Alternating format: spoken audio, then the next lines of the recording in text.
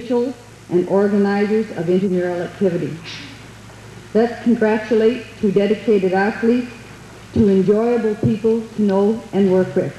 The outstanding female athlete of the year is Beth Addo, and the outstanding male athlete for 1983-84 is Roger Vigneault. I would ask Mr. Gizzo to make the presentation to these two athletes.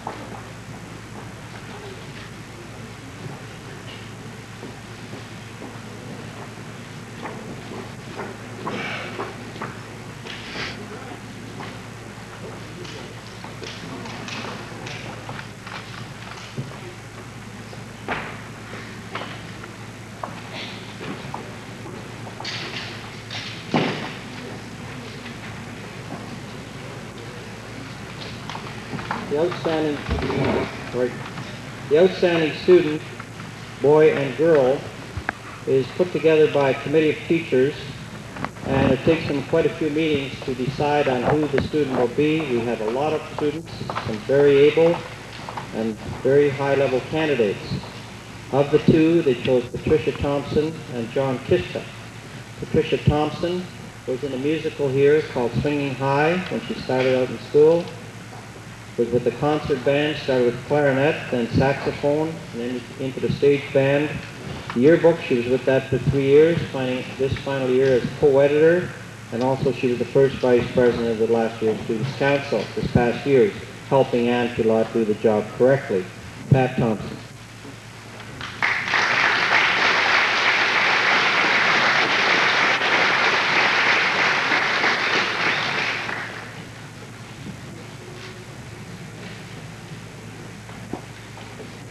We didn't forget her name this time. We seem to forgetting her name on the program.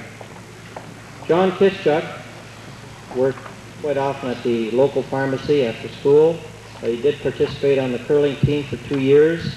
He was the vice skip in this past year, helping Mike Donnelly to do the job correctly, because the vice skips are really the true curlers on the team. The others just help along. He was on the co-ed volleyball team for a year. In the intramural program, I think every time there's an intramural program, or any part of it, John Kiszczak's in it. Basketball, floor hockey, badminton, soccer, you name it, he's there. He was in the double semifinals in tennis, in the Sudbury semifinals, and in the variety night, you might remember him as Mike Biker and the Kickstand. Remember the Voyageurs in the variety show at Christmas time? Well, John Kiszczak was one of them. John Kiszczak.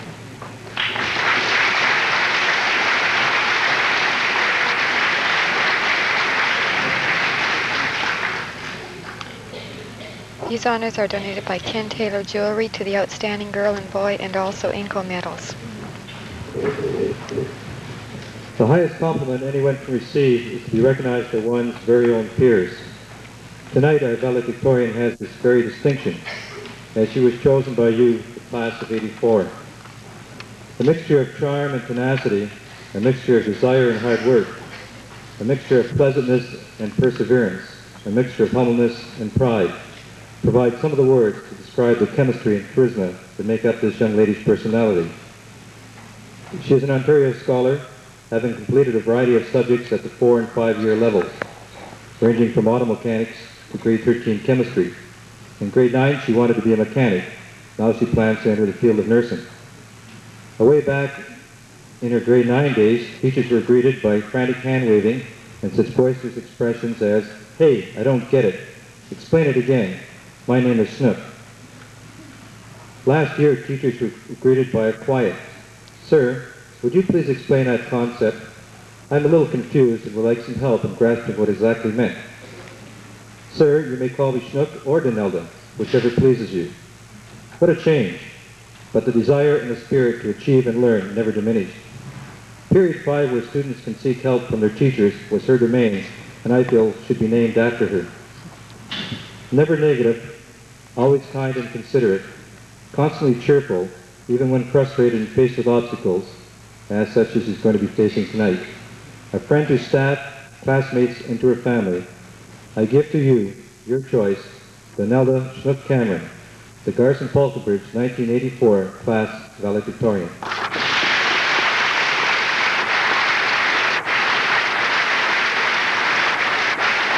Thank you very much, Mr. Bell. Honorable guests, faculty, parents, friends, and fellow graduates.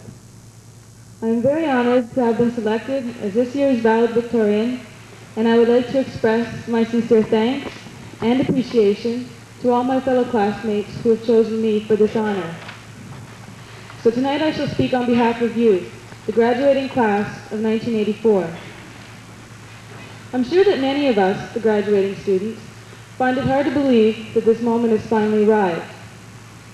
I know I do, because I can easily recall seeing many of us at one time or another struggling through our high school years, thinking that this moment would never exist.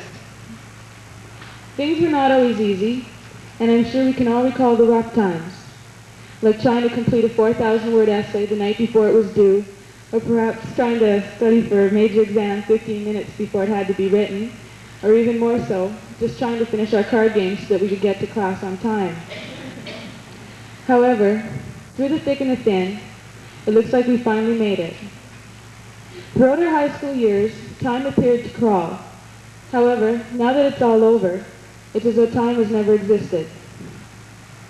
It seems as though it was only yesterday that we entered GFSS as grade 9 worms, and are tonight leaving as senior graduates.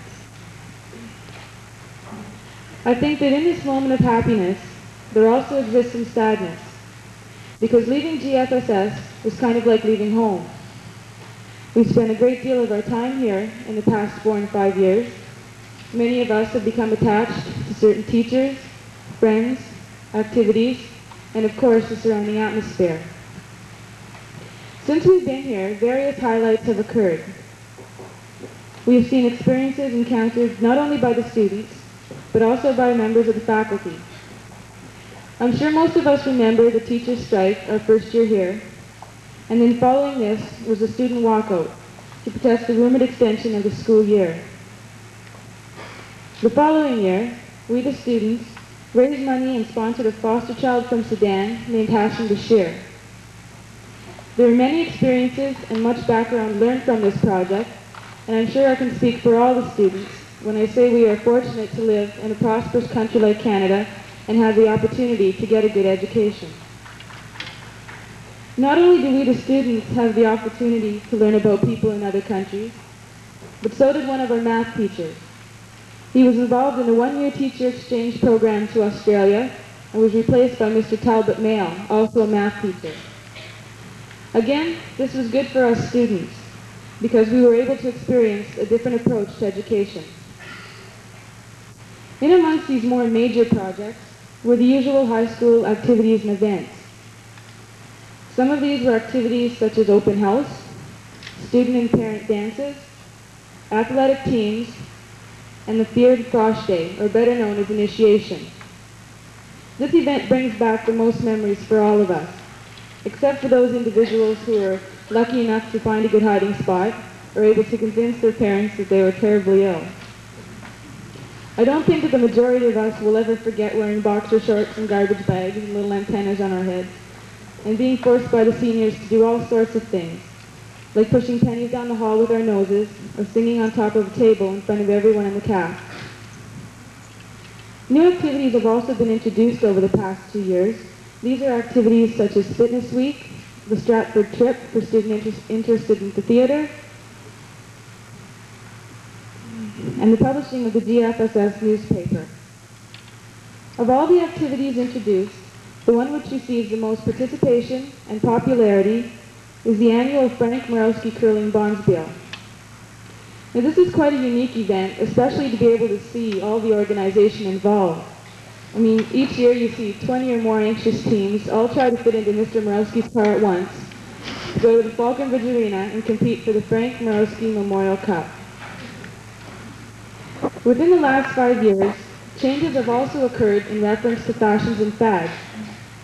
And the reason I thought I'd mention this is because these changes have been very noticeable amongst the graduating students, and many students have been responsible for introducing these changes. Fashion changes have been drastic since we've been here. Since grade 9, we've gone from brand names such as Roadrunner, now to Daniel Hector, and Wrangler Wide Legs to Calvin Klein. Most of the females are now seen wearing slingback pumps, mini skirts, and Marilyn Monroe pants. The punk look has also become very dominant, and as we have all seen, Diane Hickey has bravely introduced this new style. Now, the more feminine pastel colors, which are normally seen on females, are now being worn by the males. And here at GFSS, Russ Thompson and Chris Noonan have successfully broken this barrier despite all the little remarks and teasing by fellow students. Then we have the anything goes look, and this has certainly been worn by people like Tim Hines and Mike Donnelly. Fads have also changed throughout the years. The more recent ones, to mention a few, have been the Rubik's Cube, Trivial Pursuit, and rock videos. At GFSS, various students can be linked with these new fads. Breakdancing has become very popular, and it's been introduced by Billy Fowler. He has certainly proven to us that you can't breakdance with a pair of tight jeans on. There has also been a great increase in card playing, and in this area, Bob Billsborough, without a doubt, considers himself the king of euchre. I've also noticed over the past year that many of the males are going back to the short haircuts. I mean really short haircuts. This fad, better known as the bald look, I feel, has been exhibited by our very own Wally Peugeot. This 1983-84 school year has certainly proven to be a good one. I believe that a lot of the success is mainly a result of the hard efforts of this year's student council. Of course, this is due to the fact that it's an all-female council. However, in spite of this aspect, the strong determination has made our last year here as much fun as it was. In conjunction with the good times, however, there was a lot of hard work on our part. GFSS has provided us with a good, secure education. The skills and knowledge that we have gained through our high school years are now in the past and prepare us for the future. There are many questions in our minds of what the future may hold, especially with the threat of nuclear holocaust, Pierre Trudeau's resignation, our sagging economy, and the immense lack of jobs, mainly due to computer technology. This may all seem bleak, but with proper educational skills in the field of our choice, all of us should be able to stand up to any future challenges forced upon us by the ever-changing world we live in. Now, as this school year draws to an end, we shall all be going our separate ways. Some of us will be going to post-secondary institutions, others will be going to work. One thing we must realize is that there are, and will continue to be, many uncertainties ahead of us. The only thing certain in life is that there is a beginning and an ending. We as human beings must strive for a definite goal, and if we reach our goals, we must strive for an even higher goal. Garson-Falconbridge has certainly been a good stepping stone. It is mainly here that we have met and grown together. And as we have met, we have many things in common. We've matured together and developed feelings and attitudes, and we've learned about sharing and respecting others. We have survived and conquered the past 5 years of the early 80s and are now ready and prepared to survive and meet the challenges of the 21st century. In conclusion, I would like to take this opportunity to publicly and personally thank many individuals. I'd like to thank, first of all, most importantly, my parents for always being there whenever I've needed them, whether it's to lend advice or lend support or just being my friend, and they are both the best friends I could ever hope to have. So from the bottom of my heart, I want them to know how much I love them, and unfortunately my father couldn't be here tonight. So Mom, wherever you're sitting, I just want you to know how much I love you. I'd like to thank all the teachers who have taught me over the past 5 years. Special thanks to Mr. Beggs for all the help he's given me through the years and for having so much faith in me. I would also like to thank Mrs. MacIsaac, who's who I've become quite close to over the past 5 years. I'd also like to thank Mrs. MacIsaac again, along with Mr. Kaufman, for working so hard all year with our public speaking group. Finally, I would like to thank all my friends amongst the 1984 graduating class for all the laughter and tears that we've shared throughout our high school years. I hope that you all achieve your goals in life, and I wish each and every one of you good luck and a future filled with happiness, and I ask that God bless you all. Thank you.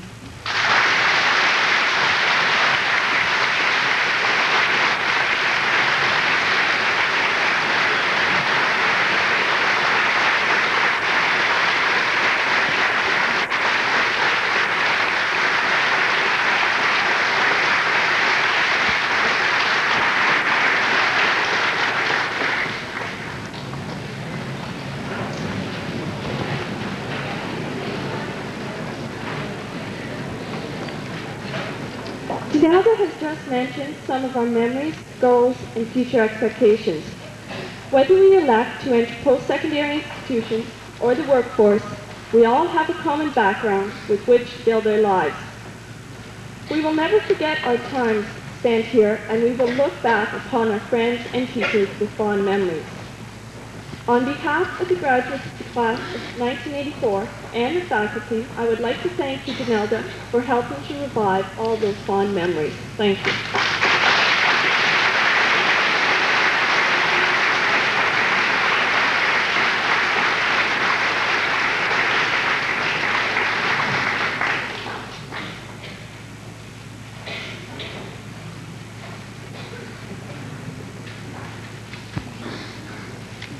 Before the recessional begins, I would be very remiss if I didn't thank our donors once again, and if I didn't thank Lawheats, Rosary Florist, and Flowertown for their flowers, and thanks to Cable TV for their coverage this evening. Also, some key individuals should be acknowledged for their contributions towards tonight's ceremonies. Mr. Ed Polisel, graduation chairman, Mrs. Helen Sangari and her students, Sandra Bibbo, Teresa Brandband, and Donna Prosser, certainly Mrs. Diane Abels, Mrs. Madeline Gravish, Cindy Manning, Helen Tate, and the graduation decorating committee, Mr. Simon, Mr. Davison for the sound and lighting, Mr. Paul Dean and assessorettes, and Mrs. Stovall and Mrs. Assetti and their students for the reception to be held upstairs after this over. And I cordially invite you to attend this reception right after the recessional. And I especially want to thank all others who helped and gave up their time and effort for tonight. And again, thank you, the graduates. You're the reason we're here tonight. And I personally, along with the departing teachers from the staff, will certainly miss the students, our fellow colleagues, and members of the community. Like you, we're moving on to new challenges. But before the recessional, Cindy Manning would like to come forward and make a special presentation. Cindy?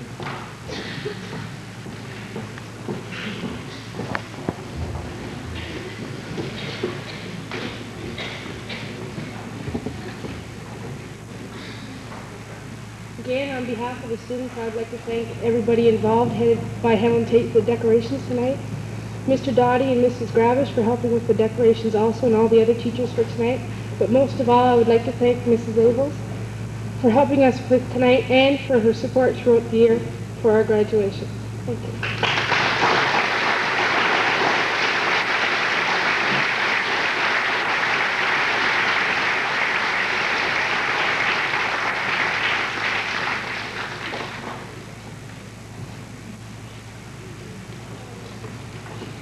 Please rise for the recessional.